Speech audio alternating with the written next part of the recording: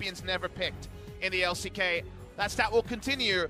A draft that was screaming for an Ezreal gets one, but on the side of a Freak of Freaks. Yeah, the draft is taken, I believe. Bono should be able to make his way over. Chains, are they going to land UCal? Yes, has to flash, but can't take the claw. And the flash in from Bono. Picks up first blood, and is Olaf again. The mid lane's been anything but 50-50. Well, Bono's going to Predator forward. UCal gets hit by the first one as in goes Dread. Lava trying to find more. Bono going to be the first one to go down. Can we get the distortion damage? Dread going to fall. So it is a 1-for-1 in the end, and UCal going to have control of this lane. See it up and close very soon because we're looking for a turret dive. Yep, World Ender going to come in. Tal just going to try and tank up this turret for as long as possible, and there it is. WR, and then you're dead. And then the World Ender is going to be procced. So Dread might be overextended. Yep, the LEC is not going to land there, and Dread is able to steal that one away. As there's the flash forward from Key. Really wants to get into this fight as there it is! Killer Instinct comes in! And the Catfish picks up the kill. It's Tal that's able to offer something in here for the extra damage. An Infernal Drake going down as Dragon Keen's going to find a LeBlanc. There's another World Ender. The Umbral Dash is going to get him out of the way of the gravity field as Keen's trying to use that extra movement speed, but it just doesn't matter. Presses W in his general... They're not 100%. The same in that way as bot lane. It's not the same as Proud is going to jump forward. Devour is going to be used to try and keep Sungin alive, but it ain't going to work. Dread just explodes him. The Catfish going to fall down afterwards, and a Freak of Freaks find the kill on the back of their rookie. Their proactive play gets them the Infernal as well. They'll get a charge in this mid lane though, and Hummerlife Esports are going to answer with first turret in the mid lane. First Infernal over for a Freak of Freaks, but Hummerlife already have one of those in the bank. It's not going to answer the gold too much, and it looks like Shelly is does mean that Ezreal fully disengages from the turret, and they take it down. So Hummerlife get a second turret, Atlas, and that's much global more. Objectives going down 1-for-1. This will be Afrika's first turret of the game. And the bottom side, the Infernals are also even close. That's where your two-item spike is stronger. Speaking of two-item spike 80 carries, aiming has to run.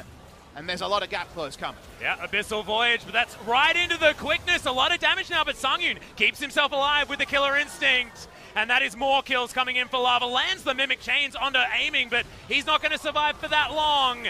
As Lava jumps on top of him, Keen finds himself on the wrong side of the rift as Tal is chasing. Sungyun's hunting for Victor. Wow, I thought that would have hit. That's sort of like, feels like the visual bug should have been there, but Sungyun's still going to be awarded the kill. Being in this particular position, because Lava honestly felt like he was standing. I know what you're trying to say, but yeah, just the starting position for Bono. Yeah, I know. Bono and Tal.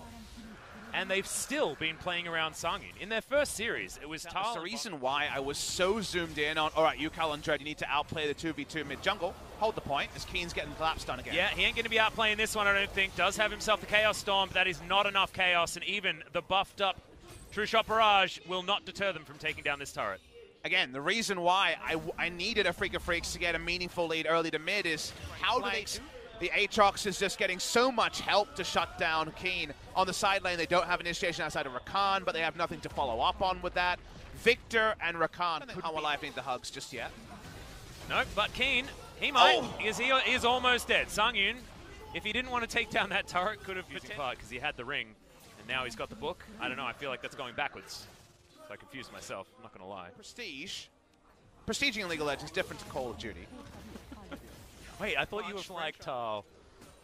Oh, speaking of Tal. Yep, he's going to dive into the back line, wants to use that World Ender for the speed, and does so. Aiming has to flash to get the hell out of there, but Lava says that you're dead, and he is! The kill's going to go over to Tal's, prestiging once again as Sungyun dives into the back line. Yuka wonders what the hell went wrong, and I'll give you the list, mate. Aatrox, who spent the entire game whacking away on turrets and getting ganks for him.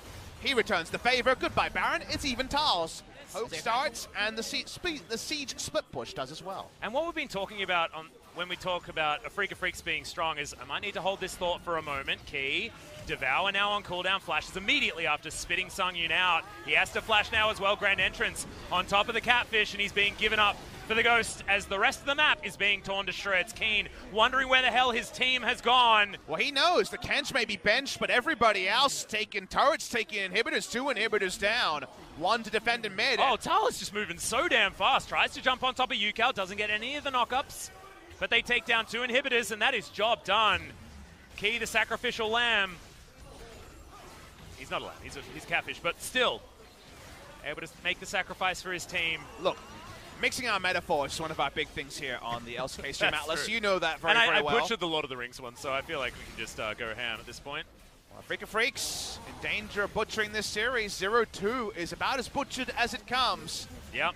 Fnatic managed better, but we won't talk about that. Yeah, let's not talk about that one. Our Life Esports Managing pushing a through mid. 0-2 in a best-of-1 scenario is really impressive. Now, another level. Yeah, I'm very proud. Our Life Esports, they just want to take the third inhibitor, and then the minions will do the rest.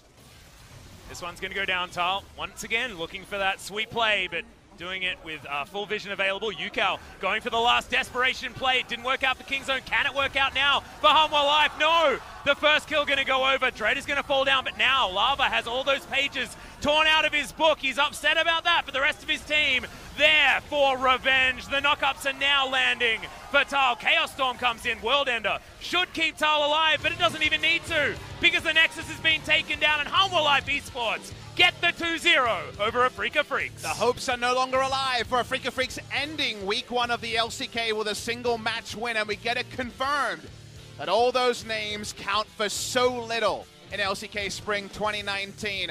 Freaka Freaks, no match wins, no game wins to Kingzone, no game wins to Genji.